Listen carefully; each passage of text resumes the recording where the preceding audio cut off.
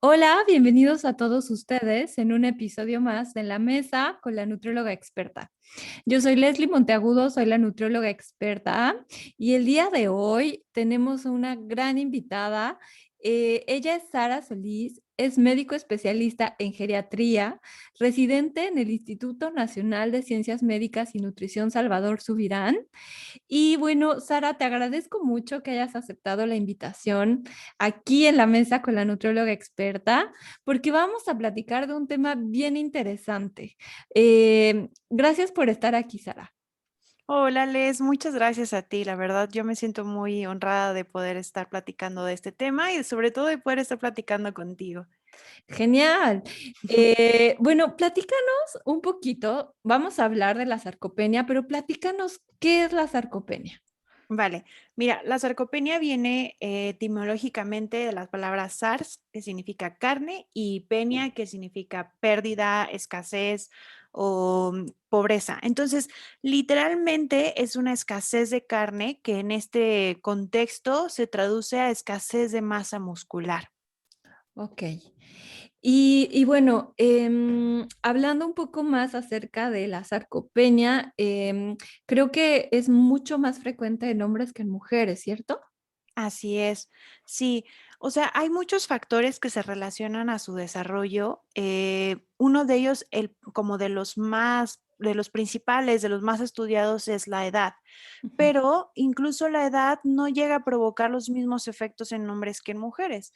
Entonces, sí, como mencionas, sí es más prevalente en hombres que en mujeres y pues tiene muchas repercusiones a lo largo de la vida. Y también será que, por ejemplo, bueno, en este caso, la mujer tiene un poco más de grasa a nivel composición corporal que el hombre, ¿no? Y el hombre tiene mayor masa muscular. Entonces, quizá el hecho de que sea un poco más músculo el cuerpo de un hombre, pues también lo condiciona a que haya más pérdida.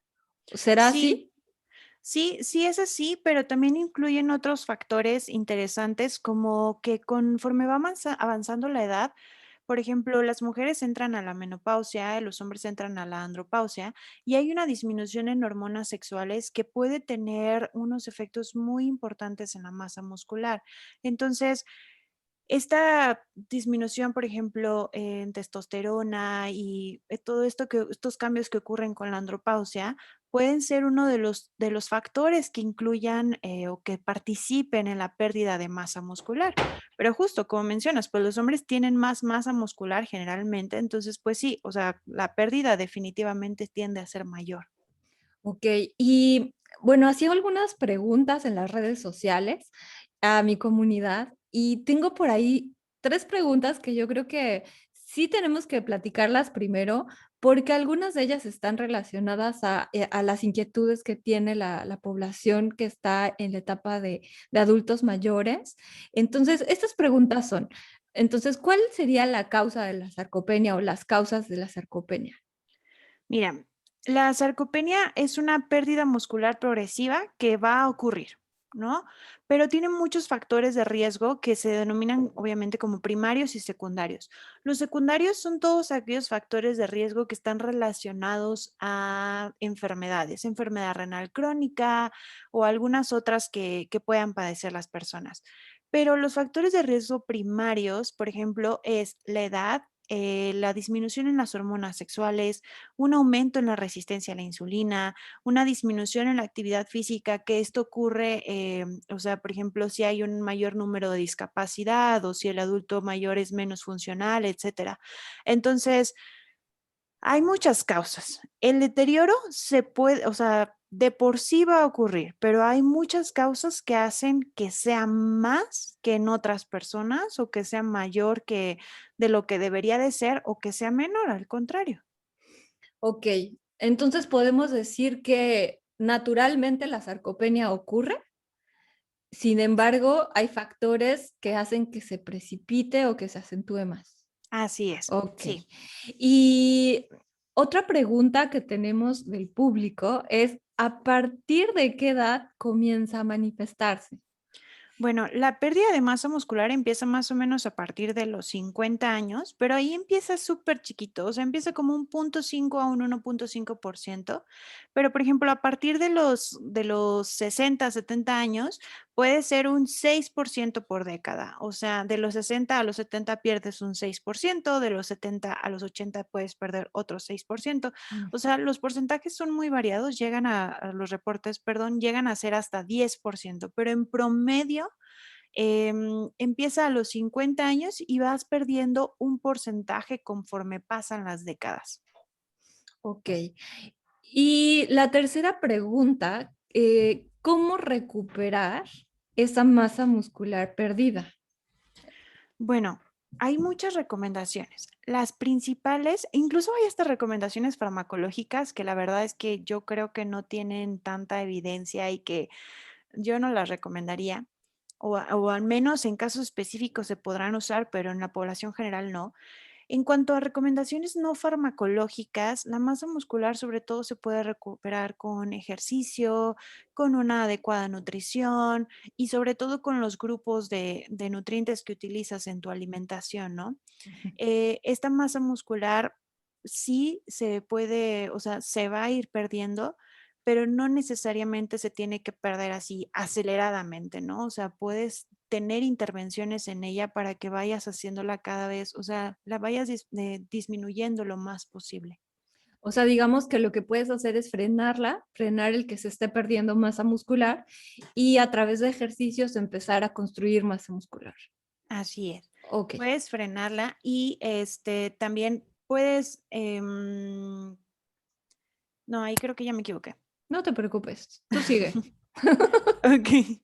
Pero, o sea, sí, puedes frenarla y puedes, o sea, propiciar que vaya aumentando cada vez más, aunque conforme aumenta la edad, también va a ser un poquito más difícil deshacerte de la grasa y aumentar la masa muscular, pero, o sea, esto no es algo imposible, pues, por eso es mejor empezar antes de que se vaya haciendo la pérdida exagerada. Bueno, y aquí hay varios puntos que podemos todavía platicar aún más. El primero es, bueno, el ejercicio. El ejercicio creo que sí es importante, pero digamos que, ¿qué ejercicios podrían ser recomendables para adultos mayores? Porque, o sea, no es lo mismo, o a lo mejor una persona de 50 que le decimos, pues ve al gym y a lo mejor tiene mucho más condición o muchas más capacidades que un adulto mayor de 70. Entonces, yo pienso que los ejercicios que se deben hacer sí deben estar adaptados a la edad de la persona. Sí, sobre todo a que conforme aumenta la edad, también aumenta el número de patologías. Entonces, las personas mayores pues suelen tener, por ejemplo, insuficiencia cardíaca o suelen tener algunas otras comorbilidades que complican el hecho de ejercitarse. Y no le vayas a decir, vete una hora a correr. Que claro que si puede hacer lo que lo haga, me parece perfecto. Pero en cuanto a los ejercicios más recomendados para la sarcopenia y también para prevenir osteoporosis son los ejercicios de resistencia y ejercicios en los que o sea, en los que primero empieces como muy progresivamente, o sea, comiences con ejercicios en los que hay que levantar tu propio peso y Ujú, de ahí ya ir avanzando hacia lo que, o sea, hacia levantar más peso. ujú. Entonces, estos ejercicios son los que tienen más evidencia para aumentar la masa muscular, pero también te digo, tienen beneficios para prevenir osteoporosis. Entonces, yo creo que ahí te echas un 2 por uno y, o sea, me parece una excelente recomendación para la población general. Justo en una de las entrevistas pasadas hablaba con Sol Sigal, que es nutricionista, nutrióloga, nutrióloga en deporte, y ella comentaba que justamente los ejercicios que tú mencionas son los más adecuados, resistencia y de poder cargar tu propio peso. Y ella mencionaba algunos ejemplos para que, bueno, quienes nos escuchan sepan cuáles son. Pueden ser caminatas, a lo mejor con elevación, puede ser también el nadar con paletas y aletas, puede ser algún otro ejercicio donde puedas cargar tu propio peso, como sentadillas o como poder hacer lagartijas, ahí estás cargando tu propio peso, pero en definitiva debe ser un ejercicio pues que vaya con la persona, porque como bien lo mencionabas, o sea, si se trata de un hombre que tiene a lo mejor problemas articulares, inflamación en las articulaciones, pues difícilmente va a poder hacer, no sé, caminatas con mucha resistencia, a lo mejor le va a doler. Entonces, a lo mejor la alberca sería lo ideal, pero ahorita que estamos en pandemia, o sea, estamos muy limitados en ir a, pues, estos lugares donde hay tantas personas. Entonces, Sara, ¿tú tienes algún caso de algún paciente o donde le tengas que recomendar ejercicios en casa o donde a lo mejor nos pudieras dar algunos tips de ejercicios en casa que no tengan que implicar el salir? Sí, fíjate que esto de la pandemia es un gran tema porque está propiciando muchas cosas. O sea, en la población de adultos mayores está provocando desde problemas de salud mental hasta problemas de nutrición, hasta problemas de actividad física que nos llevan a muchos desenlaces muy adversos. En cuanto a los adultos mayores en casa, existen unos ejercicios que los puedes buscar como en Google que se llaman BB Frail.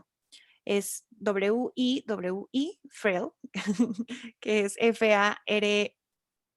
No, ya me equivoqué ahí, No les. importa, no importa, sigue, sigue, yo lo voy a editar. Bueno, se llaman BB Frail. Este, entonces, estos ejercicios tienen ahí su página y vienen los videos de lo que puede realizar. Y son ejercicios muy sencillos, o sea, hay ejercicios que comienzan con, por ejemplo, para personas que tienen mucha debilidad de miembros pélvicos, que suele ser muy frecuente, en la que solamente es como pararse y sentarse de la silla y van siendo muy progresivos. Entonces, estos son los principales que yo les recomiendo. Incluso les recomiendo como que los pongan en la televisión o en algo que sea un poco más llamativo, porque a veces los adultos mayores no sienten como esta conexión a estar con el celular haciendo los ejercicios o a estar con la computadora. Ujú. Y una de las principales como retos a los que nos enfrentamos es que te dicen, ay, no, yo no los quiero hacer. Y pues el deterioro ahí va empeorando. Entonces, una de las cosas que puedes hacer para motivarlos es ponerlos en la televisión, ponerlos en pantallas grandes que les sean como muy llamativos e incluso hacer que participen más miembros de la familia. Entonces, por ejemplo, si tienes una persona mayor y tienes a lo mejor un niño en casa, pues ponerlos a los dos a hacerlos. Te digo, son ejercicios muy sencillos. O ponerte tú con la persona mayor con la que estás trabajando o con la que estás cuidando o si es tu familiar, ponerte tú a hacerlos para que así sienta como un equipo y sienta que se puede motivar cada vez un poquito más a hacerlos. Ok, eso es muy buena idea y de hecho vamos a dejar a lo mejor el link a un ejemplo de este tipo de ejercicios en la descripción de este episodio, para que también tengan esa oportunidad de ir y buscarlos y ver de qué se trata. Vale, me parece perfecto. Está genial. Y bueno, en este contexto en el que estábamos platicando de que la pérdida de masa muscular se va dando de manera gradual a través del tiempo y que bueno, también existe esta parte o contraparte más bien de la ganancia de grasa corporal, que también se da por la edad en mujeres y en hombres. Pues bueno, esto va dando como resultado algo que se llama obesidad sarcopénica. Entonces, ¿qué tan común es encontrarte en el hospital con estos casos? Fíjate que es súper frecuente. O sea, tú sabes que como una de las principales mediciones así generales que conocemos es el índice de masa corporal, pero el índice de masa corporal no necesariamente revela cuál es tu porcentaje de grasa, o sea, o sea, más bien no lo revela. Entonces, te puedes enfrentar con pacientes que a lo mejor tienen un índice de masa corporal que no clasifican en sobrepeso, pero que su masa muscular es súper chiquita y que realmente el resto es pura grasa corporal. Entonces, la obesidad sarcopénica es un aumento de grasa con una disminución de la masa muscular y hay pacientes que tienen sobrepeso, obesidad mórbida, etcétera, y es muchísima grasa con muy poquito músculo.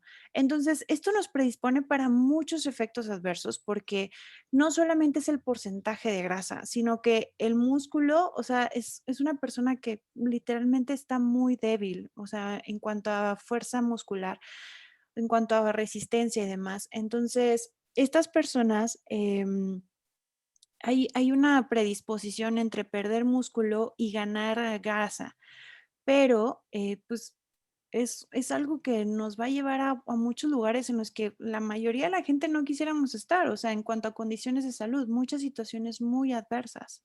¿Y cuáles son estas consecuencias que puede haber por tener esta sarcopenia? Bueno, y con obesidad, ya sabemos que la obesidad va a traer consigo enfermedades del corazón, por ejemplo, no te va a condicionar a que puedas desarrollar diabetes también, ¿no? Eso es como que ya bien sabido, ¿no? La hipertensión, la diabetes, enfermedades cardiovasculares. Pero si va acompañada de pérdida muscular y la persona ya es una persona pues senior, ¿no? De ya de adulto mayor, pues ¿qué va a pasar? Que hay esa predisposición a quizá fracturarse, ¿no? Ujú. Mira, la sarcopenia por sí sola se puede asociar a un aumento en el número de hospitalizaciones por diversos motivos y también un aumento en la discapacidad, un aumento en las caídas, que las caídas son uno de los principales males de las personas mayores, porque una caída puede condicionar infinidad de complicaciones que nos pueden llevar hasta la postración y que definitivamente no es algo que queramos, ¿no? Entonces, te digo, la sarcopenia tiene mucho que ver con el síndrome de caídas y cuando se combina con la obesidad sarcopénica, aumenta muchísimo el riesgo cardiovascular. Te estoy hablando que definitivamente son pacientes que la mayoría suelen tener una actividad física limitada, que además tienen todo el riesgo cardiovascular relacionado a la obesidad. Entonces, o sea, complican mucho los efectos adversos. El más estudiado es el de enfermedades cardiovasculares, pero también pues de ahí se pueden derivar otros grandes de la geriatría, como sería, por ejemplo, el síndrome de fragilidad, en el cual es un deterioro que no es como parejo en toda la población, pero que puede provocar que tengas todavía peores desenlaces, incluso aumenta la tasa de mortalidad por cualquier, o por cualquier etiología. Entonces, pues es una cosa ahí muy interesante, pero que definitivamente es muy prevenible y que yo creo que todos deberíamos poner ahí un poco de acción. Para las personas que nos escuchan, etiología son causas. Y bueno, en el caso de lo que mencionabas, Sara, es como también como un círculo vicioso, ¿no? Porque, o sea, la obesidad puede ir incrementando si la actividad disminuye. Y bueno, Ujú. esta actividad puede estar disminuyendo por la falta de masa muscular. Entonces es como algo vicioso, donde la obesidad puede ir en incremento y la pérdida de masa muscular en descenso. Entonces, sí es pues un caso en el que hay que prestar atención y sobre todo yo creo que la línea más importante en la que debemos como enfocarnos es en la prevención. ¿Qué opinas? Yo estoy totalmente de acuerdo. Y sobre este círculo vicioso que platicabas, o sea, lo que pasa con la sarcopenia y la obesidad es que la obesidad es un estado de inflamación, o sea, un estado proinflamatorio, ¿no? Produce citoquímicos en el cuerpo que condicionan una inflamación, pues, química. Entonces, esta inflamación también puede condicionar por sí sola la sarcopenia. Y ahí nos vamos, o sea, de ahí la sarcopenia da más obesidad y ya es un círculo sin fin. En cuanto a la prevención, o sea, yo creo que ahí está, ahí es el punto clave de todo esto.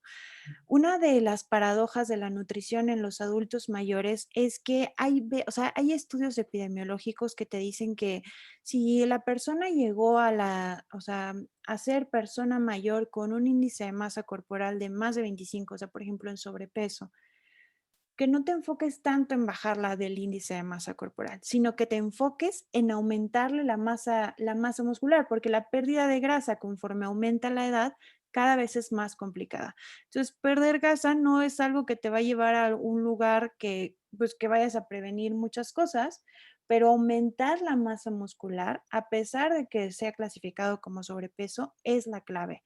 Entonces, yo creo que ahí está todo. Y justo como ya lo platicamos, yo creo que las intervenciones están sobre todo en el ejercicio y en la alimentación. Claro, sin duda, sin duda. Yo creo que también es importante que quienes nos escuchan, a lo mejor también son personas jóvenes que están, bueno, viendo todo este panorama que puede ocurrir en cualquier persona, sobre todo en edad de adultos, adultos mayores, a partir de los 50 años, adultos jóvenes. Entonces, ¿cómo podemos hacer que haya estas, a lo mejor, cuáles serían las recomendaciones así, el top 3 de recomendaciones importantísimas para poder prevenir la sarcopenia? Mira, como seguramente la mayoría de tus escuchas son personas jóvenes o que todavía no clasifican como personas mayores, yo creo que una de las principales cosas es que empecemos a pensar que vamos a envejecer y que para hacerlo debemos hacerlo en las mejores condiciones posibles. Entonces, de ahí empezarnos a preparar, o sea, va a pasar, ¿no? Y el top de las recomendaciones sería una nutrición que esté, sobre todo, o sea, lo que más influye como en la masa muscular, que ya tú me dirás más, más a fondo en el tema, es el consumo de proteínas. Entonces, el consumo de proteínas tiene sus bemoles, sobre todo en cuanto si la persona tiene alguna otra patología como enfermedad renal crónica. Ahí hay ciertas recomendaciones, pero yo creo que mantener, o sea, la recomendación como general para todos sería mantener un adecuado consumo de proteínas, que más o menos va como de, pues, yo, según yo, va como de 1.5 gramos por kilo. Por día. Entonces, no me parece algo que sea como tan difícil de alcanzar y que si estamos en una edad en la cual todavía no somos personas mayores, sí nos podemos ir acostumbrando a un estilo de dieta un poco más saludable y un poco más inclusivo con todos los grupos alimenticios. Aquí quiero hacer un paréntesis porque sí voy a platicarles más de las proteínas. Hay que tener en cuenta que, bueno, primero, qué patologías, enfermedades de base hay en la persona, ¿no? Como bien mencionaba, si hay una insuficiencia renal, va a haber una restricción proteica si se trata de una insuficiencia renal de tipo crónica. Entonces vamos a ver ahí qué es lo que vamos a hacer para reducir, ¿no?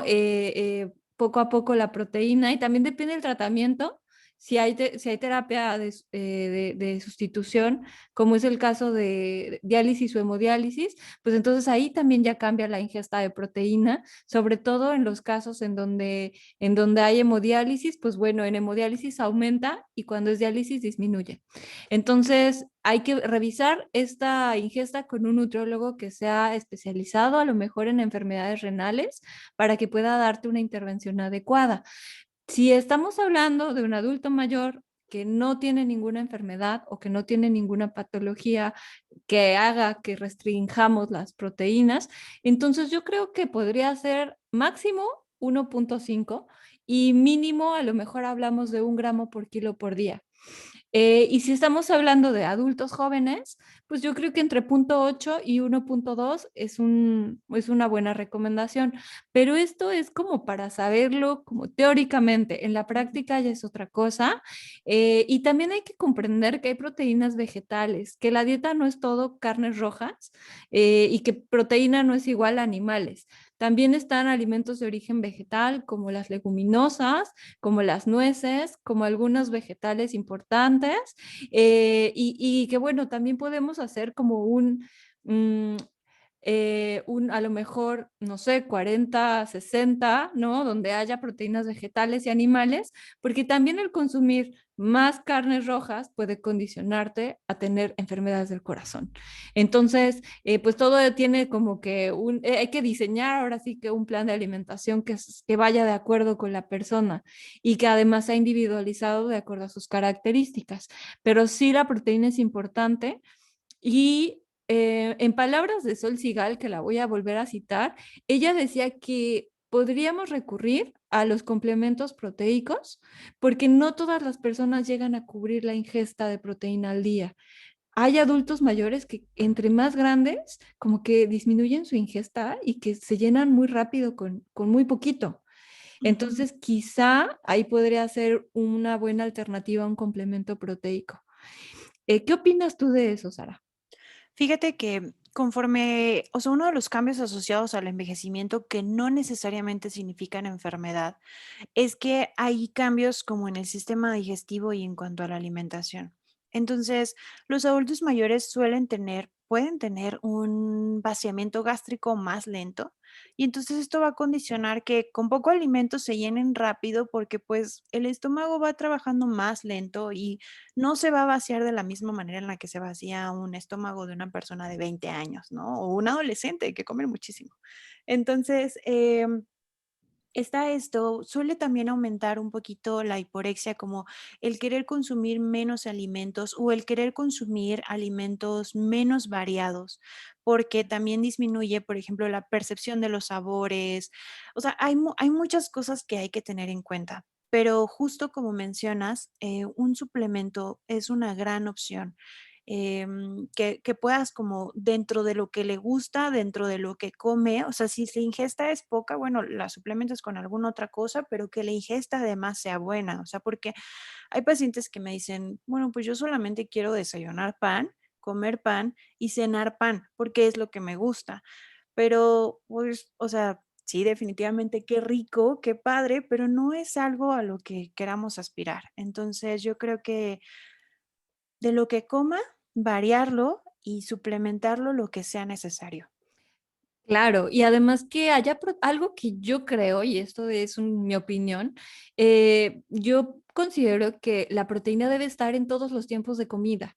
O sea, no es de que en la mañana desayuné pan con mantequilla y en la Ujú. hora de la comida me echo mis 3 bistecs de res encebollados, o sea, y en la noche fruta, porque ya no tengo hambre. O sea, mejor, ¿por qué no incluimos proteína en cada tiempo de comida? Y además, si son de comer a lo mejor más veces, no, pues podemos, o sea, incluir, puede haber quesos, puede haber nueces, puede haber yogurt, huevo, y no precisamente va a ser carne en la mañana, carne en la tarde, carne en la noche, a menos de que sean de Torreón. Que ese es un chiste personal porque yo soy de Torreón y de verdad que en mi ciudad sí es carne todo el tiempo. Bueno, ahí ya son gustos y escultura. Sí, es muy cultural.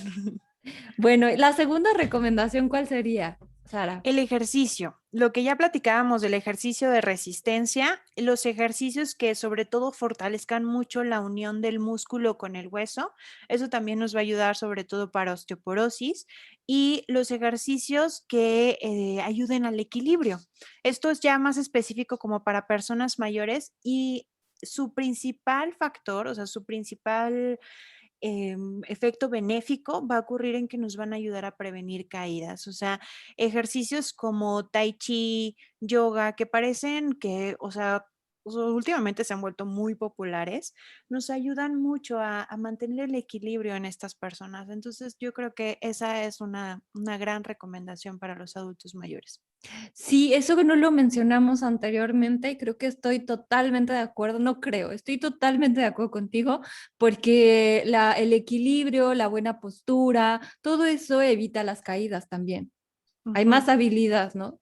Hay más habilidad y hay más estrategias que puedes utilizar en dado caso que tengas una caída y no vayas como totalmente contra el cuerpo, contra el suelo, o contra la pared o contra lo que sea. Y trabajas las fibras musculares porque hay estiramiento, ¿no? O sea, estiras, trabajas también la elasticidad, entonces el músculo pues también se trabaja de cierta manera.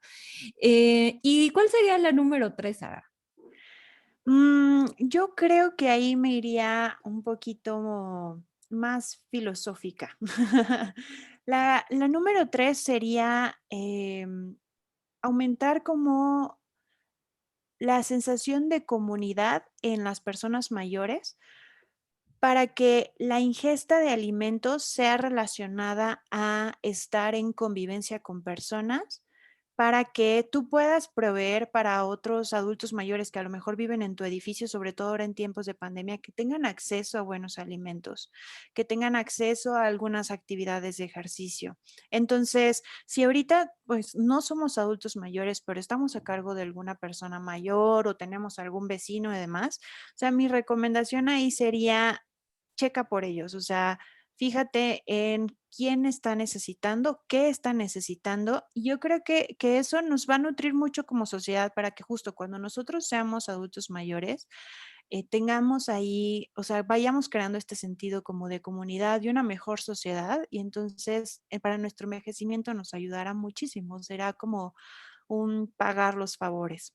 Es como ayudar al otro, o sea, si tienes algún vecino que es adulto mayor y que ves que vive solo, ¿no? O sea, bueno, sabemos que ahorita en pandemia tenemos que guardar distancia y pues por cuidarlos, pues tampoco tenemos que convivir con adultos mayores, pero yo creo que sí puede estar esta parte de solidaridad que mencionas, ¿no? Y también yo agregaría como bueno, hay adultos mayores que están solos. Entonces, ¿por qué no que se inscriban a un grupo de algo que no precisamente es presencial? Hoy en día el Zoom, el Skype hay muchos medios para que puedas organizar una charla, una plática, que puedas organizar una actividad deportiva por Zoom. Entonces, si tienen acceso a esta tecnología, pues está padrísimo porque también pueden formar parte de un grupo, de una comunidad gracias a. Entonces, pues hay que irnos adaptando, ¿no? Esta pandemia nos está haciendo que todo sea con pantallas, Sí, como y este justo podcast. pero es una gran alternativa. Fíjate que justo hablando sobre esto, el aislamiento social en personas mayores se relaciona mucho a efectos adversos. O sea, hay incluso estudios que demuestran que aumenta la mortalidad. Entonces, todas estas cosas que podamos promover y prever para los demás, de tener a lo mejor, acostumbrarnos a utilizar pantallas, acostumbrarnos a unirnos a alguna comunidad por alguna videollamada, algún equipo que a lo mejor de alguna clase de yoga, de tai chi, de canto, de lo que sea, y sea por videollamada, yo creo que mm, va a disminuir muchísimo nuestra situación, o sea, nuestros estados de salud deteriorados y va a mejorar mucho nuestro sentido de comunidad y yo creo que esto nos va a hacer una mejor sociedad para el futuro. Sin duda, sin duda, sin duda. Sara, pues está bien interesante de verdad la plática aquí contigo. Yo creo que vamos a hacer otro episodio donde hablemos de otro tema que esté relacionado a tu especialidad. Pero bueno, platícanos, ¿cómo te podemos encontrar en las redes sociales? Vale, yo contenta de que platiquemos 100,000 veces, la verdad es que a mí todo esto me apasiona. En redes sociales, sobre todo en Twitter, estoy como Sara Geria. Sara se escribe con S y sin H y Geria pues como se escucha. Y pues también me pueden localizar en mi correo electrónico que es solis con doble S, ARA, como si dijera solisara, punto 25 arroba gmail.com. Entonces, cualquier cosa, escríbame, cualquier duda, mándenme un mensajito por Twitter. Yo contenta de que podamos platicar más sobre cualquier tema que les interese. Pues ya tienen los datos de contacto de Sara y también los voy a poner en la descripción de este episodio por si no pudieron escucharlos bien o quieren revisarlo porque no lo anotaron bien. Ahí van a tener los datos de contacto. Antes de despedirme, quisiera que por favor respondieras la pregunta que le hago a todas mis invitadas, Sara, porque pues como estamos en la mesa con la nutrióloga experta, quiero que me digas cuál es tu platillo favorito mexicano. Yo creo que a pesar de que la respuesta esperada como norteña sería la carne asada, yo creo que es el mole y es sobre todo por algunas relaciones como familiares o emocionales que tengo con este platillo, pero la verdad es que me encanta todos los moles, todo a mí me raya estar comiendo mole. Cualquier mole, verde, rojo, el que sea. Cualquier mole, sí, todos. Y es que, Tengo el reto de probarlos todos. oh, no, y es que bueno, hay una gran variedad de moles en toda la República, o sea, de verdad que tenemos un mosaico gastronómico impresionante de muchísimos colores, muchísimos sabores, entonces a mí también me encanta lo spicy. Qué rico, sí, yo ya, hoy quiero comer eso definitivamente. Y pues, Sara, te agradezco una vez más por haber estado en este episodio y por compartir todo tu conocimiento y sabiduría en la comunidad de nutrióloga experta. No, Y muchísimas gracias. al contrario. Y bueno, solo me queda decirles, nos vemos y hasta la próxima.